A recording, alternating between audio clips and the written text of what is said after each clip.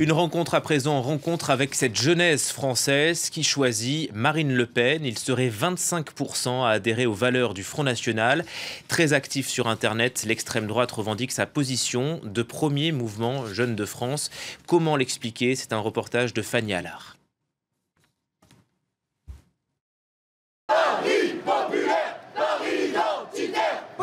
Longtemps dans l'imaginaire collectif, l'extrême droite c'était eux, les jeunes de génération identitaire, connus pour leurs actions radicales et leurs slogans sans équivoque. On est chez nous, on est chez nous. Les jeunes qui viennent nous voir, ils en ont assez de la racaille, ils en ont assez de l'insécurité, assez de l'immigration.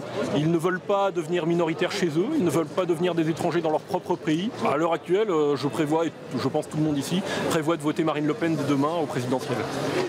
S'il catalyse évidemment les groupuscules d'extrême droite, en 2017, le Front National ne fait plus figure d'épouvantail. Les sympathisants ne se cachent plus. En témoigne l'ouverture d'un bureau FN à Sciences Po. Une première pour cette prestigieuse institution d'études politiques, traditionnellement humaniste. Ces militants tractent devant l'école sans rencontrer d'hostilité. Juliette a 19 ans. Il y a encore un an, elle était au front de gauche.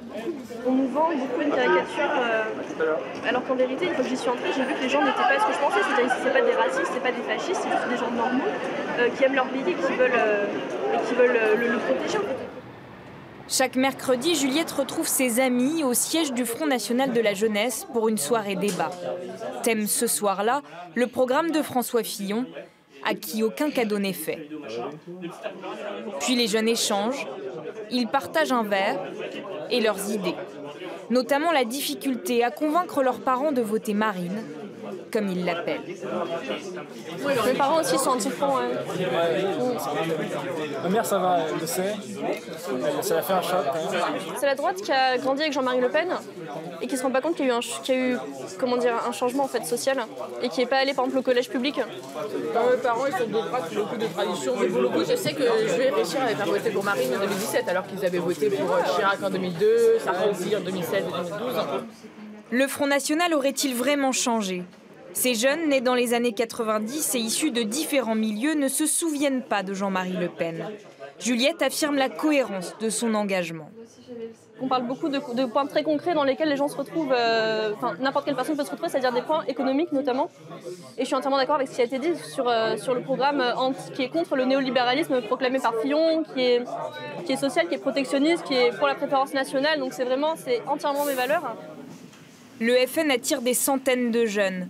Sur Facebook, ils ont plus de 82 000 abonnés, loin devant les jeunes républicains et les jeunes socialistes. Pour séduire un électorat plus large et développer la normalisation du parti, le Front National a développé une stratégie de communication efficace sur Internet et dans ses campagnes d'affichage.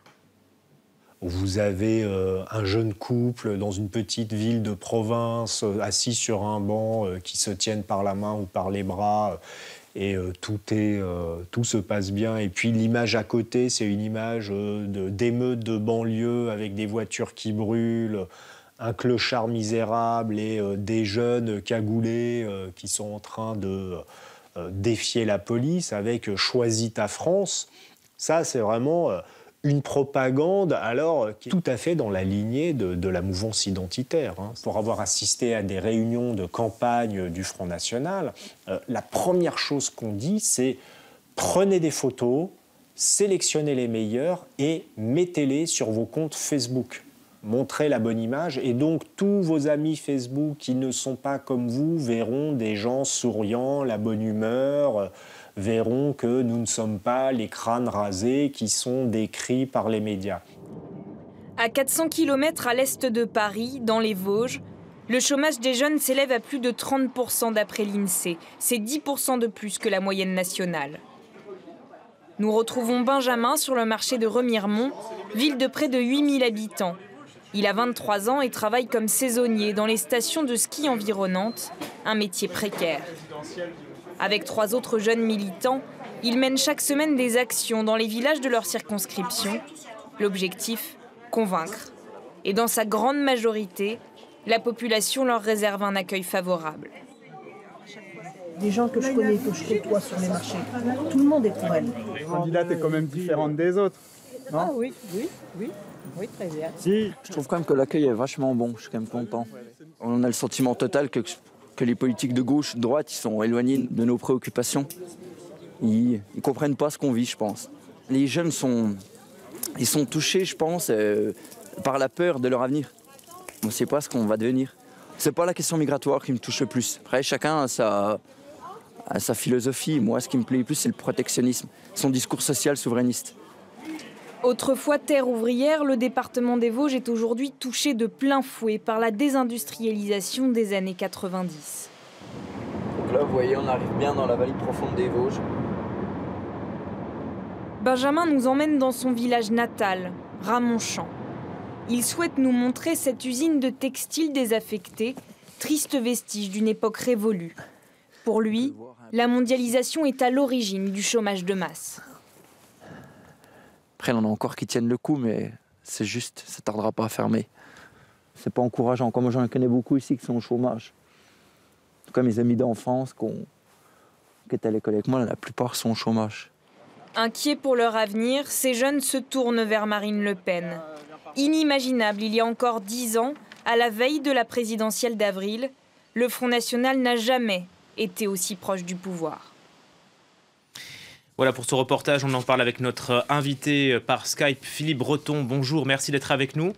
Vous êtes politologue et professeur à l'école de journalisme de Strasbourg. Vous avez écrit plusieurs livres sur la communication. Justement, comment le Front National a-t-il réussi à séduire les jeunes? Quel genre de communication a-t-il développé? Bon, je dirais que ce n'est pas forcément une communication propagandiste. Le Front National a appuyé sur les points sensibles. Il connaît les problèmes des jeunes et il a appuyé la question du chômage, la question du protectionnisme, comme ça vient d'être dit dans le reportage, qui est une question essentielle pour les très nombreux jeunes ouvriers qui aujourd'hui ne bénéficient d'aucune reconnaissance. Le travail productif aujourd'hui n'est pas reconnu. Et quand en plus cela débouche vers le chômage, eh bien on peut imaginer effectivement le désespoir. Donc le Front National a ciblé, il cible très bien dans ces communes périurbaines ouvrières, il cible très bien le problème et il s'adresse à eux en leur disant « Nous avons la solution. La solution, c'est le rétablissement des frontières, le protectionnisme. » L'impulsion, elle est aussi venue d'Internet. Le Front National, on l'a dit, a plus de jeunes amis Facebook que les Républicains ou les jeunes socialistes, par exemple. Oui, à la fois le Front National, mais aussi Jean-Luc Mélenchon, de l'autre côté de l'extrême, c'est utiliser les réseaux sociaux. C'est utiliser ceux qui aujourd'hui parlent aux jeunes, qui ne lisent plus forcément le journal, qui ne regardent pas forcément la télévision, mais qui par contre s'informent beaucoup sur les réseaux sociaux. Donc de ce point de vue-là, ce vieux parti qu'est le Front National a su trouver les ressources de la modernité technologique. Et non seulement il parle aux jeunes des problèmes qui les concernent, avec les solutions que le Front National propose bien sûr, mais il parle avec les bons canaux, c'est-à-dire les réseaux sociaux. Oui, vous disiez le vieux parti. Sous Jean-Marie Le Pen, le Front National n'était pas... les jeunes n'étaient pas très nombreux au Front National. Quand est-ce que le FN s'est-il tourné vers les jeunes? Moi, je crois qu'il y a eu un basculement progressif. Beaucoup de jeunes, notamment de jeunes ouvriers, ont fourni les gros bataillons de l'abstentionnisme. Votaient peu. Aujourd'hui, il y a beaucoup moins d'abstentionnisme chez les jeunes ouvriers. Ils se sont décidés à voter parce qu'ils pensent que leur vote peut changer quelque chose et ils écoutent de ce point de vue-là les promesses du Front National. Donc ce sont des abstentionnistes qui se sont mués en électeurs du Front National. Il y a aussi la stratégie de dédiabolisation de Marine Le Pen qui a aussi marché, qui a eu un écho chez les jeunes? Oui, évidemment. Bien évidemment.